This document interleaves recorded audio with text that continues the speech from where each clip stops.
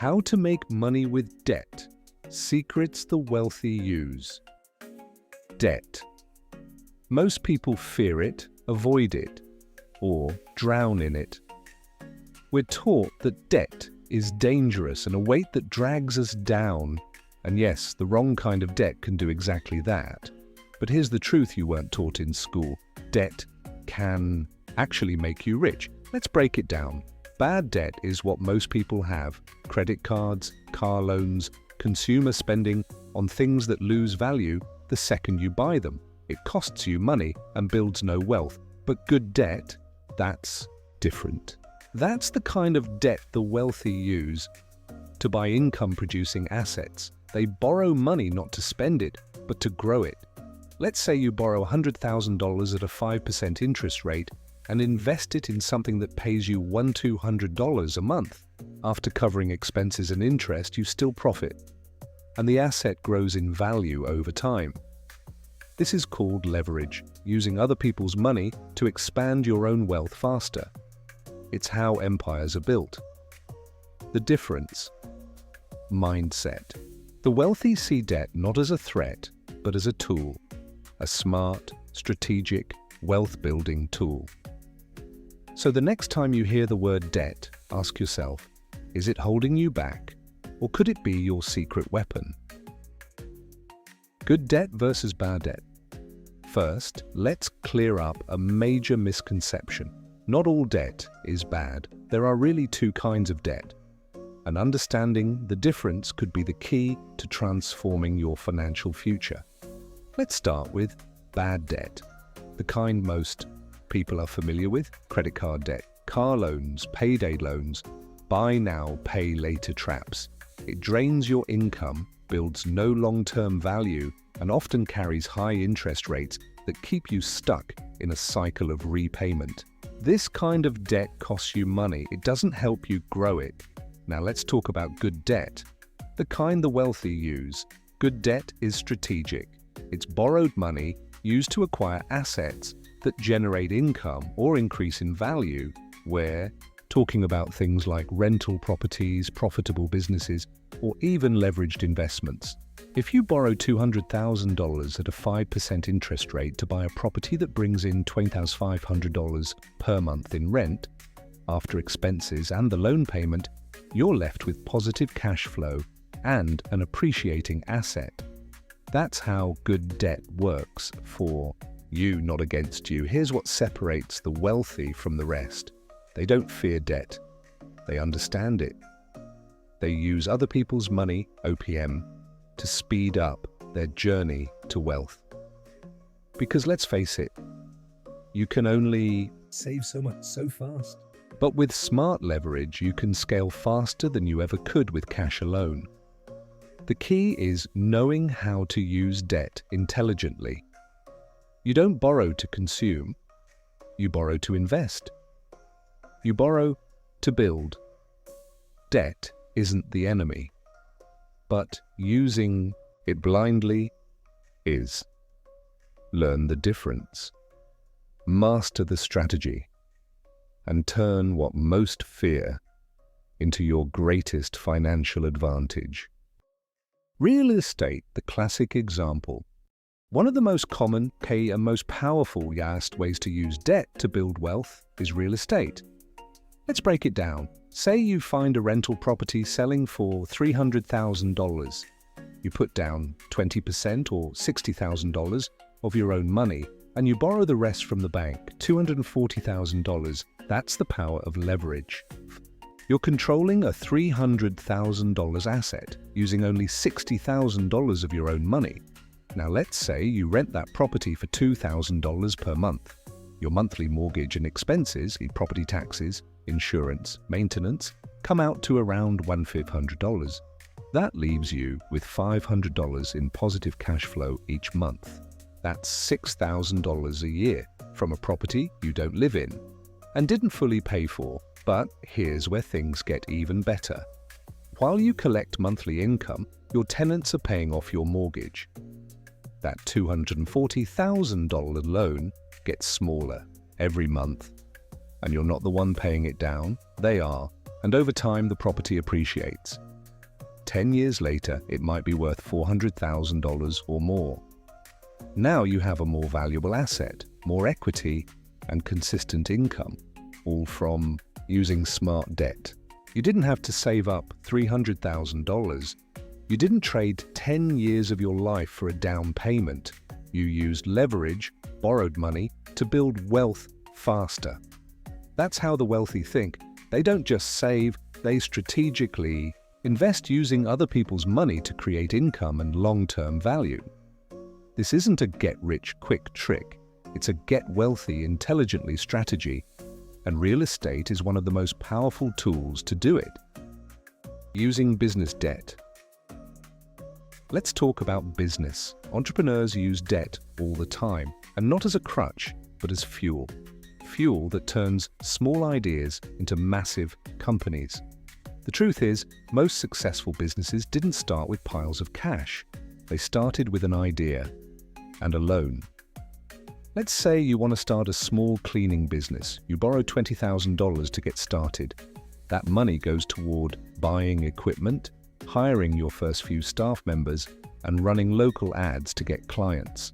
You're not wasting money, you're investing it into a system that earns money. Within just 6 months, your business is pulling in $5,000 in profit every month. After covering expenses and making loan payments, you've nearly paid it off. Now the business runs, earns, and grows without needing more of your own money. That's how smart entrepreneurs think.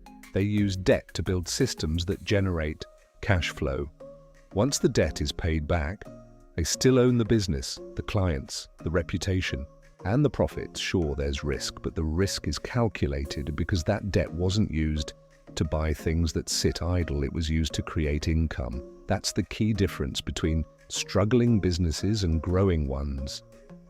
Struggling businesses see debt as a burden. Growing ones see it as a growth engine, as long as it's used strategically. Good business debt funds operations, inventory, marketing, or equipment that drives sales. Bad debt?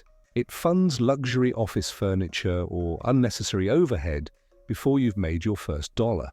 Debt isn't the problem. Misused debt is. If it puts money in your pocket, grows your business, and pays for itself, it's not a burden. It's a tool.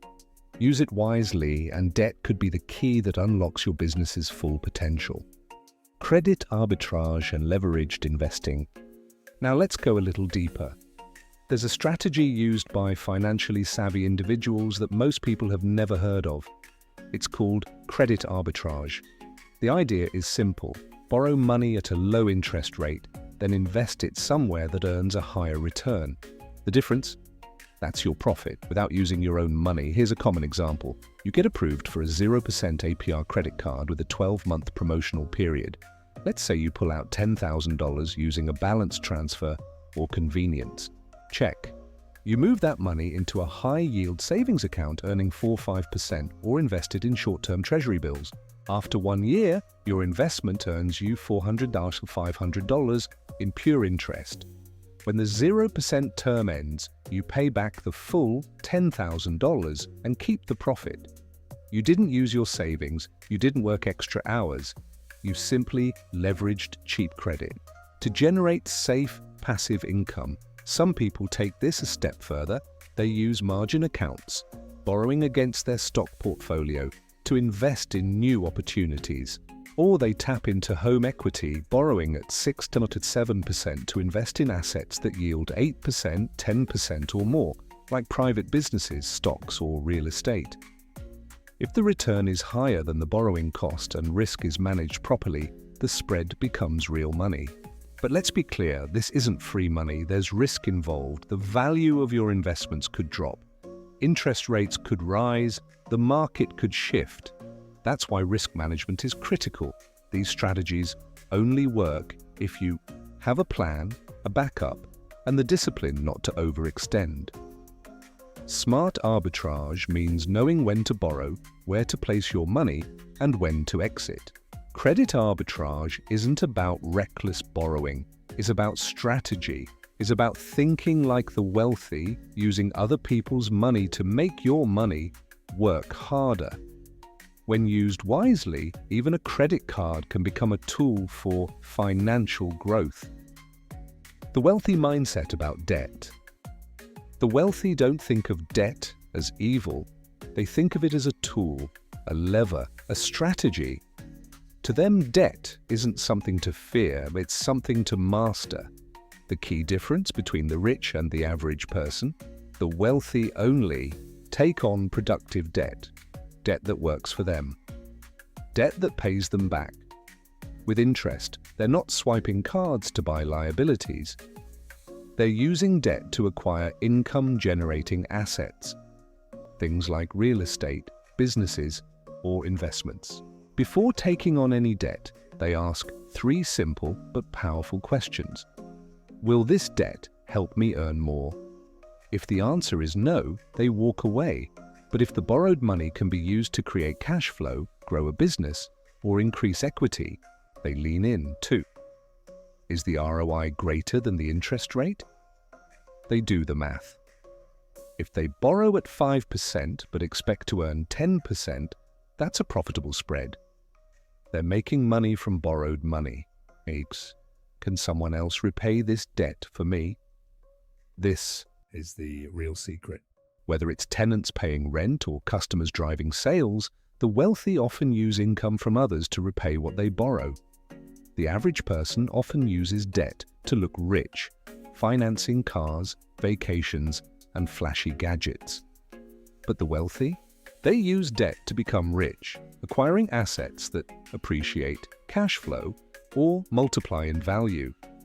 It's not about appearances, it's about ownership, control, and growth. Debt isn't the enemy. Misused debt is. When you understand the rules of the game and start using debt like the wealthy, you stop being a consumer of money and start becoming a commander of capital.